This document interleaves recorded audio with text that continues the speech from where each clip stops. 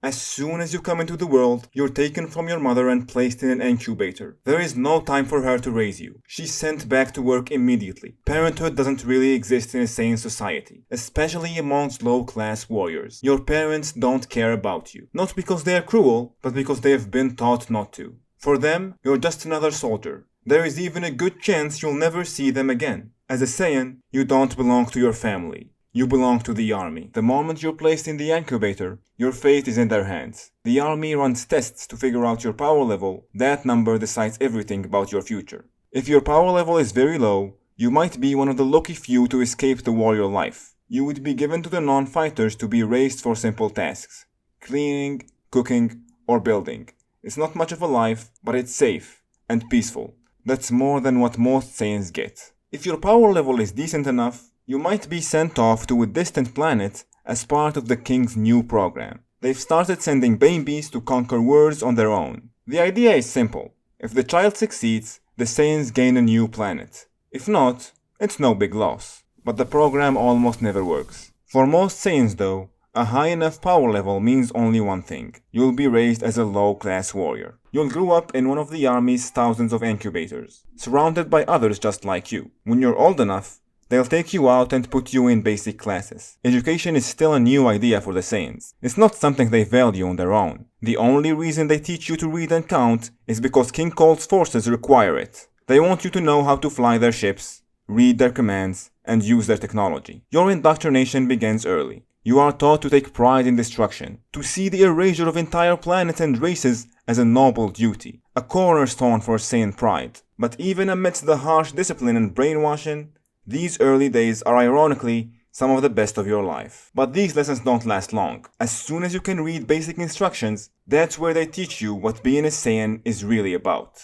Training is hard. As soon as you learn to control your energy, they teach you some basic Saiyan techniques like the garlic gun. At first, it feels exciting, like you're tapping into something greater. But then they start pairing you up with kids your age for fights. Brutal, no-holds-barred last man standing matches. Tournaments are organized all the time. They say it's to train the next generation of warriors, but really, it feels like a show. Something for the older soldiers to bet on. When they decide you're ready, you move to the second part of your training. That's when things start to get very bad. You are introduced to the Cybermen, vicious plant-like creatures that were found in one of King Cole's conquered planets. The Saiyans use them for war, but also for this training. Your task is simple.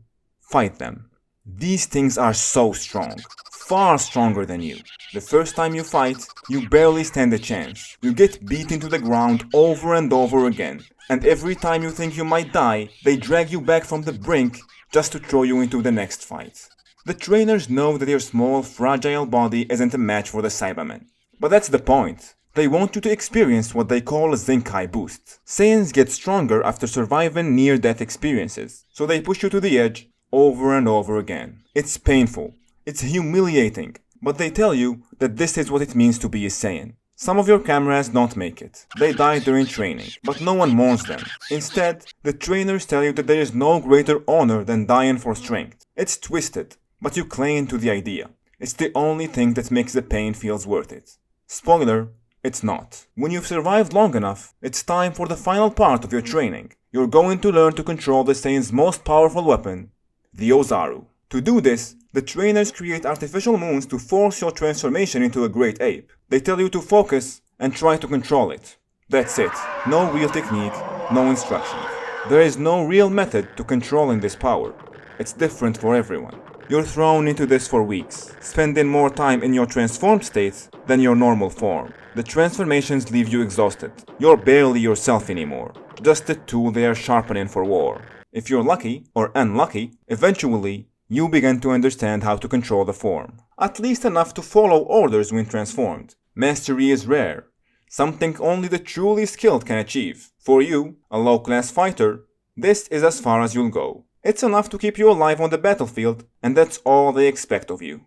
And now you're ready. Ready to fulfill the destiny they've drilled into your head since birth. Ready to fight, to conquer, and to kill. Whether you actually want it or not, that doesn't matter. You're a Saiyan, and this is your purpose. Your training years were hard, but somehow, you've forgotten most of the pain and suffering. Now you're preparing for your first mission, and your focus has shifted to the future. If it's anything like the adults described, It might even be acceptable. You're not exactly thrilled about the idea of wiping out entire species, but at least you'll be free. Free to explore the universe and to fight exciting battles. Because, at the end of the day, you're a Saiyan. You can't deny that fighting brings you a certain thrill. But you were so wrong. The life of a Saiyan warrior is miserable. When you were a kid, they told you stories of Saiyan glory, of how they were the strongest race in the universe, how conquering planets was as easy as flipping a switch, how entire civilizations crumbled before them. Those were all lies. Conquering planets is a grueling work. Many have powerful armies willing to fight for the last breath. Others have advanced technologies or secret weapons that gives them a massive edge. Some use magic or strange abilities that are impossible to predict, and some planets even have their own teams of superheroes protecting them. Heroes who are often stronger than you. Since Frieza took over the Cold Force, now called the Frieza Force, things have only gotten worse. He only sends Saiyans to the planets with the highest power level, claiming it's because Saiyans are his strongest warriors. But some whisper that it's because Frieza despises the Saiyans and wants to see them suffer. More often than not, conquering a planet takes multiple attempts. Each time you come back injured and barely alive. The fights aren't even thrilling, they are chaos. Pure chaos. And when you do win, that's when the real horror begins. You're expected to wipe out everyone, families, children, without any hesitation. It's heartbreaking, at least for you. The others don't seem to care. Maybe they're just hiding it. Or maybe you are different. Every victory feels hollow. You don't even get to claim spoils or enjoy rewards. Everything goes to Frieza. For a low-class warrior like you, there is no salary. Just scraps you manage to scavenge during the chaos. This is your life for years. No rest. No peace. You spend more time injured and broken than whole. After every mission, you're rushed to the medical pod to heal, only to be sent out again as soon as you're fit to fight. You start craving the pods. Despite the pain, it's the only time you feel at peace. But it's during these moments of solitude, floating in that strange liquid, that a thought takes root. A thought that you can't shake. You can't keep living like this. After all these years, the exhaustion has reached a point where it's unbearable. You need to find a way out. At first, you consider escaping, just leaving it all behind. But it doesn't take long for reality to crush that idea. Frieza's scouters track every movement, and with the reputation the Saiyans have across the galaxy, there is nowhere safe for you to go. Even if you could evade capture, you'd be constantly hunted. And then, there is the pride. Saiyan pride. You spend your entire life rejecting the propaganda, mocking it in your head, seeing it for the tool of manipulation it is. But deep down, that pride still lingers. The thought of running away feels like an unbearable shame. Even if you hate the life they forced on you, escaping like a coward isn't an option. What you really want is revenge. Revenge on Frieza, the one responsible for the endless pain and suffering of your people. And revenge on Prince Vegeta, who stands on the top and does nothing to help those below him. He benefits from the system as much as Frieza does, and he's just as guilty. For the first time in your life, you see things clearly. The Saiyan condition isn't just painful, it's unacceptable. You've been fed lies from the day you were born. Your purpose as a Saiyan isn't to fight and conquer, it's to rise above this. It's to do something about it. So you start to speak, carefully and quietly. You talk to people you trust, at least a little. You've heard stories about Saiyan who rebelled, who refused to stay in the line only to disappear without a trace. So you trade lightly, choosing your words and your audience with care. You tell your cameras that this life isn't fair, that the pain and suffering, the endless battles, should at least come with a reward. That even if they enjoy destroying planets, shouldn't they at least claim the spoils? Shouldn't they have the right to live with dignity, not as tools for someone else's empire? You remind them of the shared experiences, of battles where you stood together, bleeding and broken, of how some of the weakest races you've conquered managed to resist just by working together, of how some of them chose to die at your hands rather than live as slaves for Frieza. You ask why Saiyans, with all their pride, don't do the same. You tell them that there is nothing more honorable, nothing more glorious than toppling the ruler of the galaxy himself. To prove that Saiyans are more than just pawns in someone else's game. And that's when the harshest truth of all hits you.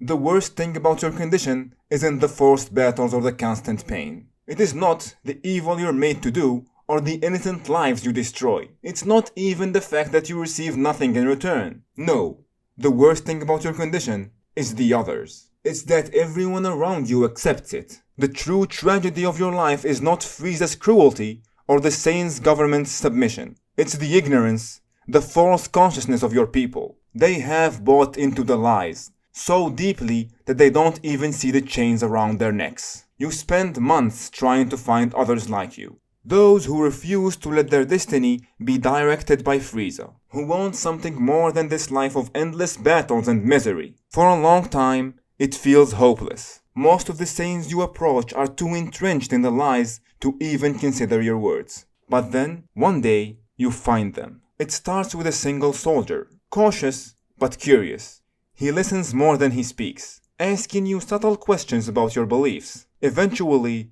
he reveals himself as a part of a secret group. A group that shares your ideas but has been hiding, waiting for the right moment to act. You're introduced to the others, a small gathering of Saiyans, mostly low-ranking warriors like yourself, along with a handful of Tuffles. The Tuffles are a race that had always lived under the Saiyan rule on planet Vegeta as slaves. But since Frieza's race to power, some of them have gained positions of influence, thanks to their scientific ingenuity. Their knowledge is very valuable, and their inclusion in the group is a testament of the vision you all share. A galaxy free of Frieza's tyranny. For the first time in your life, you feel like you have true comrades, friends. It's a strange feeling, the sense of connection. Having people you care about is something you'd never allowed yourself to imagine. It makes the missions harder. Destroying innocent lives weighs heavier on you now that you have people you care about. But the energy in the group is very infectious, and it fills you with hope. The members have real strategies, real plans for change. Some advocate for reaching out to the Galactic Patrol, hoping for an alliance. Others suggest building a coalition of races devastated by Frieza's conquest to mount a rebellion. And then there are the whispers, rumors that Frieza may not even be the strongest being in the universe. Some believe that there are others out there more powerful than him. And then, one day, a Tuffle historian in the group shares something that shakes you to your core. He tells you the story of Yamushi. The myth of the legendary Super Saiyan, he explains, is not a myth at all. It's history. Yamushi was real. A Saiyan who rose above all the chaos and brutality of his time, who stood for something greater than destruction. As the historian speaks, you feel something awaken inside you. Pride. Real pride. Not the hollow, manipulative kind you've been fed your entire life, but the kind that comes from knowing your people are capable of greatness. For weeks, Yamushi is all your group can talk about. His story becomes a beacon of hope. You dream of finding him, or someone like him, a savior who will rise, defeat Frieza, and free the Saiyan race from its chain. For the first time in your life, you look forward to the future. The idea of the Super Saiyan consumes you, driving you forward with a renewed sense of purpose. And for the first time, you dare to believe that things might actually change. Weeks pass, and you and your new group work tirelessly to gather scraps of information that could help you stand against Frieza. Strategies, weaknesses, anything. Your group is usually secretive. No information leaves its circle. But this time, something does. The legend of the Super Saiyan. Maybe someone in the group got too excited and let it slip. Maybe they tried to use it to recruit others. Whatever the reason, word spread fast. Before long, you hear some soldiers talking about it. They don't take it seriously. Most of them dismiss it as nonsense, a wild conspiracy theory to laugh about during downtime. Thankfully, no one seems to suspect your group as the source of the rumor. But this rumor doesn't stop with the Saiyans. It spreads through the ranks of Frieza's army, even reaching Frieza himself. And to your astonishment, you hear from one of your comrades that Frieza believes it. And not only he believes it, but he's growing paranoid. At first, this feels like a victory. You think, we've already gotten into his head. If he's so scared of the Super Saiyan, maybe he'll leave us alone. But you were so wrong. At the time, you couldn't have known how deeply Frieza's fear would run, or how devastating its consequences would be. You didn't know then, and in that ignorance, you allowed yourself a rare moment of happiness. For the first time, you let yourself fall in love. She was a member of your group, sharp and fearless, with strength that went beyond her power level. In sane society, monogamous relationships are almost unheard of. But in your little group, it's different. When the two of you announce your bond, everyone celebrates. Even as the planning and preparation for the change continue, you feel lighter for once. The weight of battles and fear seems easier to carry with her on your side. But peace never lasts long in a Saiyan's life. The stress comes rushing back the day she tells you she's pregnant. It is not the idea of becoming a father that scares you. Not at all. The thought of having a child fills you with something rare. Something that feels like a purpose. It's a feeling you've barely allowed yourself to experience since your childhood was stripped away by war. What terrifies you is the thought of your child enduring the same horrors you faced. The battles, the blood, the endless suffering. There is no way you're going to let that happen. You have to save him. Your son is taken by the army and placed in artificial wombs like all the others. Soon, they'll start assessing his power level, and if he's deemed fit for recruitment, he'll be taken away, and you may never see him again. This thought haunts you. A part of you hopes, desperately, that your son will be weak enough to be rejected by the army, weak enough to be released to some non-fighters and be forgotten. Then you could find him and take him away, far from the violence and the suffering. But the news isn't promising. Insiders in your group tell you that the early data suggests that your son has an extremely high power level. He might even be one of the elites. You're crushed. You feel like you've lost your only chance to save him. And yet, deep down, you can't deny a flicker of pride. When all you want for him is to be spared, you feel proud that your son has inherited such strength. You feel hopeless until your group steps in to help.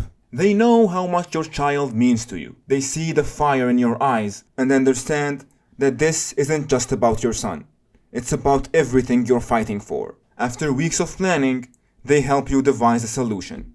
The Saiyan government is strict, but it's also very corrupt. If you know the right people and have enough to offer, you can sometimes bend the rule. So you and your wife sell everything you own, everything you've ever earned, and offer it as a bribe. It costs you everything, but it works. The documents are falsified. Your son is officially labeled as weak and unfit for service, and he's finally released. The weight lifts from your shoulders, and now the real work begins. Your group knows the clock is ticking. It's time to finalize the plans for your operation. The rebellion is no longer a distant dream. It's real, and it's starting now. And you will do whatever it takes to ensure your son has a future worth fighting for. But before any concrete plan could be made, shocking news reached your group. One of your comrades, a Tuffle with insider access to the army, he has been working in one of the incubation facilities where newborn Saiyan power levels were evaluated, and they discovered a child with a power level unlike anything ever recorded. It was beyond comprehension, and he was sure this child might be the legendary Super Saiyan. The group was stunned. Their hope was reignited in a way you hadn't seen before.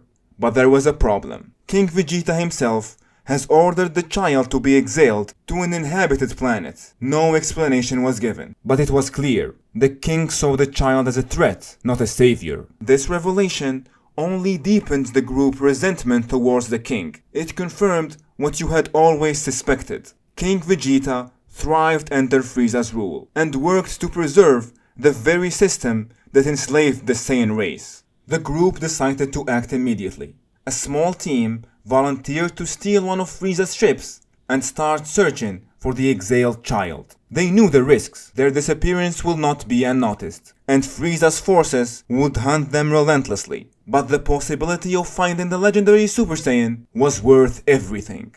As expected, news quickly spread that the ship was missing, and Frieza's paranoia grew. He was already fearful of the Super Saiyan legend, and this event pushed his suspicions further. While your comrades pursued this faint hope, you focused on what little time you could spend with your son. Your work in the army left no time for you to be a father, and he was largely cared for by a trusted comrade who had no fighting duties. It hurt to see him grow up without you, but you trusted your friend to keep him safe. Then came an unprecedented command. All Saiyans were to return to planet Vegeta immediately. Off-world operations were to cease entirely. At first, the directive seemed like an unusual but welcomed opportunity to finally spend time with your kid. But upon returning to the planet, the mood among your comrades was tense. Insiders had uncovered troubling information. Frieza was behind the recall. That much was certain, but no one could say for sure what he was planning. The theories were grim. Some believed he intended to end the Saiyan self-governance entirely, folding them permanently into his army to weaken their autonomy further. The implications were dire. Such move would make your mission almost impossible. The rebellion would lose its footing before it even begun. One of your comrades shared the story of another father who, fearing the worst, he sent his child to a distant weak planet. A precaution against the unknown future. You thought about it, but dismissed the idea. You had fought so hard to keep your son close, to protect him from the system. Sending him away felt like giving up, like erasing everything you had sacrificed. If only you had known what was coming. If only you had done the same. Anyways, things aren't looking good. But after long discussions, the group reached the most obvious conclusion. Wait and see what Frieza is planning. There is no clear move to make until his intentions became known. But just in case, you prepare an escape plan. A way to get off the planet if things go wrong. You all agree to use the few free days you have on planet Vegeta to take care of any unfinished business. For you, there is only one priority. Your son. You decide to use this brief window of time to truly get to know him and finally start training him. Not the brutal, soul-crushing kind of training you endured as a child, but real martial arts. Techniques and philosophies you've picked up through years of experience. Lessons about strength, discipline, and compassion. The kind of lessons you wish you had been taught. You lay awake that night, envisioning the life you wanted to give him. He would be a warrior like no other, a symbol of hope for the Saiyans. You imagine the future, a better one. A life where your son grows up to be the warrior you always dreamed of being. A life where he fights not with strength, but with a pure heart. Like Yamushi, the hero who inspired you. And why not? Maybe your son is special. Maybe, just maybe, he will be a legendary Super Saiyan. This idea fills you with happiness, so overwhelming it feels foreign. It's the happiest you've ever been in your miserable life. And the happiest you'll ever be. At least, you got that moment. Because suddenly, everything changes. You wake up to chaos. Screams echo in the streets. People running in every direction. Panicked and desperate, shouting for help. Then you saw it. The largest energy bomb you had ever laid your eyes on was speeding towards your planet. Some of your comrades had already launched themselves into the sky, desperate to stop it. You followed, your body moving before your mind could even process the situation. You had to help. You had to fight, but it was pointless. Before you could even reach them, it was over. You, or what was left of you, drifted in the cold vacuum of space. And as the fragments of your shattered planet floated around you, the cold void of space seeping into what was left of you, you couldn't stop the thoughts flooding your mind. What was I thinking? You truly believed the Saiyans could have a better life. You truly believed you could change something. How foolish. How naive. You see it clearly now. You were delusional. The others were right all along. King Vegeta was right. He wasn't a tyrant. He wasn't a coward. He was trying to protect your race the only way he knew how. By keeping you in line. By keeping you from provoking the wrath of someone as powerful as Frieza. And yet, you couldn't accept it. You wanted more. You clung to fantasies, desperate to hold on to any shred of hope. You believed in a legend, an ancient story told to children, a bedtime tale meant to inspire wonder. But that's all it ever was. The Super Saiyan does not exist. The Saiyans were never destined for greatness. You were nothing more than a race of brutal, brainless warriors, tearing each other apart and selling your might to the highest bidder. But that wasn't enough for you, was it? You wanted more. You wanted to rise above what you were, to reach beyond the limits of your nature. You were greedy, and your greed destroyed everything. You caused this. Frieza's paranoia, his decision to wipe out your people. It's all started with you, with your delusions. You were so desperate to believe in something, to make your pathetic existence mean something, that you set into motion the end of your entire race. Perhaps you deserved it, after all the pain your people caused to others, after all the planets your kind ravaged. Perhaps this was justice. But your son, you thought of him, of the life you had wanted to give him, and you felt the weight of your failure crush you. I'm sorry, son. Your life ended so quickly, so cruelly, because of me. I'm sorry it even begun. I shouldn't have brought you into such brutal, hopeless world. A small flicker of light caught your eye, a faint glow of your scouter's screen. A message. Someone had sent you something. But before you could open it, before you could read these final words, your life was already over.